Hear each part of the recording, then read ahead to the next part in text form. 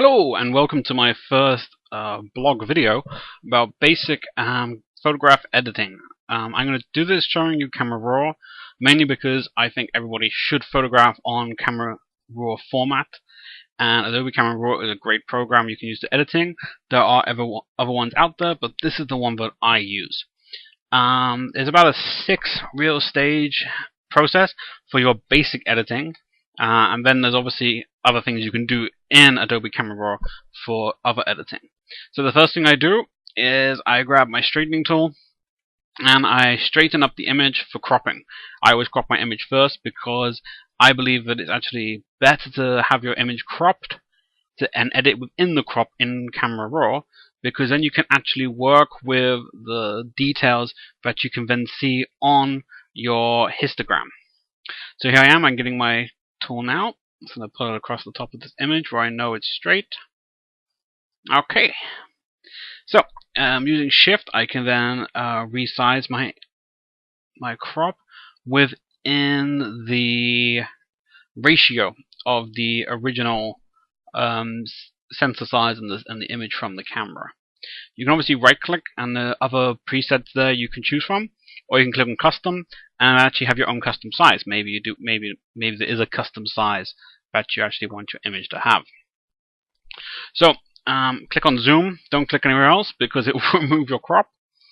And there it is. The next thing I have is color. Color is basically the color balance of your image. This is the overall color tone that you have.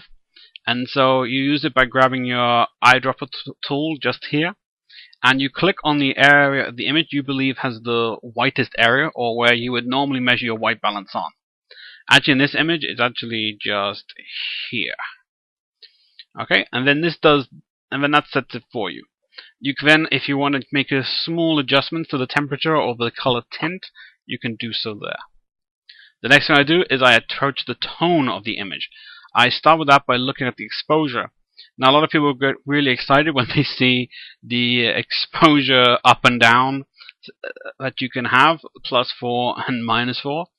This does not mean you can get away with shooting dramatically over or underexposed images.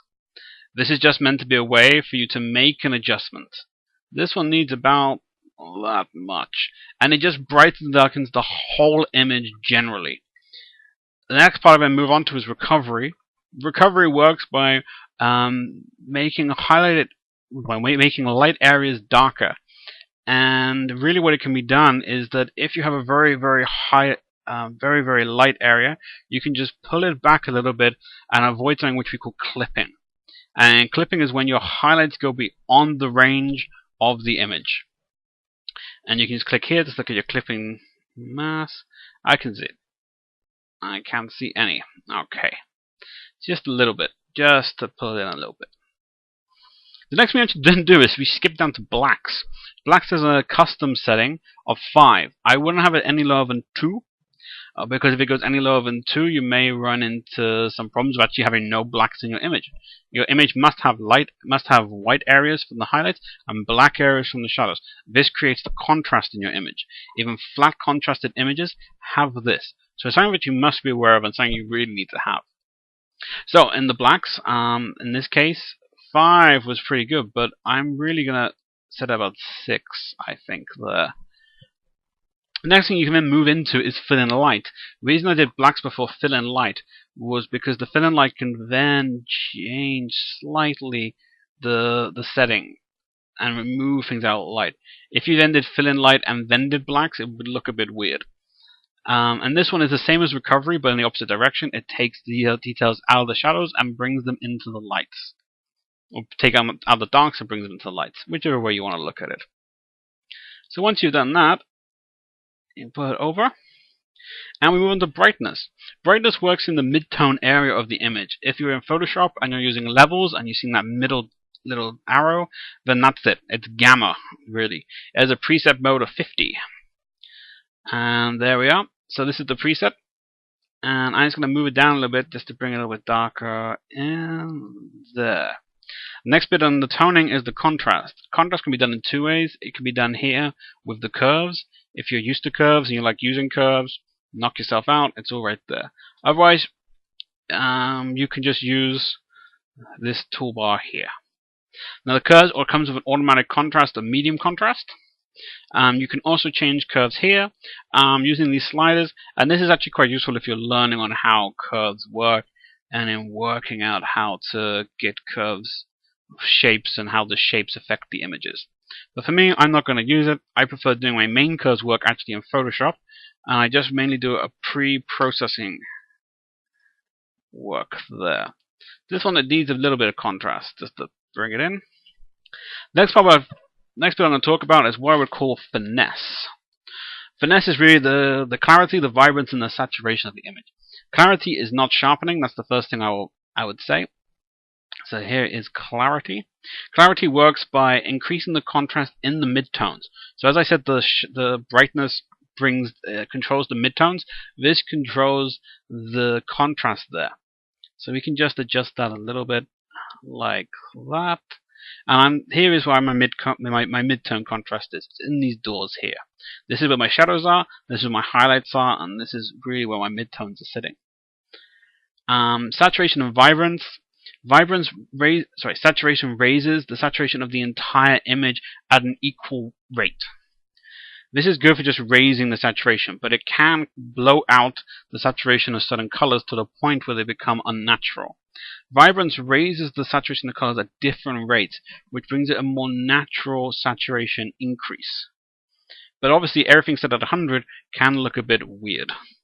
So what you can do is you can actually lower the vibrance and then raise the saturation, which gives you this sort of strange black and white and colored effect, which can look quite cool in different circumstances. So I'm going to 0, 0, and I'm just going to raise the vibrance a little bit. Okay.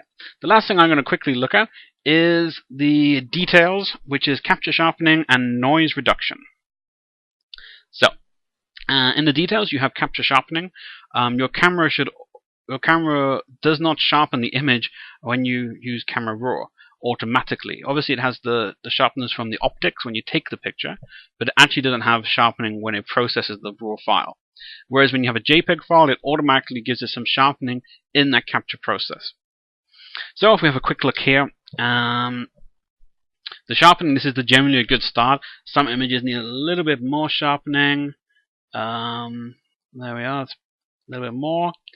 Bit on the details, just there. The radius is the number of pixels. So if you have a 3, it can look really, really messy. I generally keep it around about 1, not too much. The real thing here is actually the noise. All images have noise. I shot my image at 80 ISO and it still has some noise. And the luminance just gets rid of the light noise. That's what we call it, the noise from light. Whereas the color is here. At 80 I don't really have any color, so I'm not going to worry about it. If I shoot at higher ISO, I probably will have some color. And so I would adjust that first to get the color noise out the way. Color noise looks like specks of color on your image. And you just move it and it will remove it. So this needs some luminance in here. If you push it too far, it can look a bit pastel-y. So I just move it up. I always zoom in at 100% to see the noise. Okay, and I'll put some contrast on it. I think 55 is about right for what I want. Okay, you do that, you can check, fit and view. And that's it really, that's the basic of the editing. I hope to do another video where I can actually show you what I did a little bit extra after this, and just some more local adaptation that you can do. But thank you very much for watching this video. It's my first video, and I hope you guys have a good day. Try it out. If you don't like my workflow, that's fine. Different folks, different strokes. That's the way the world works. This is the way that I work, and I think I get pretty good images from it. Okay, hope to see you guys again soon. Bye-bye.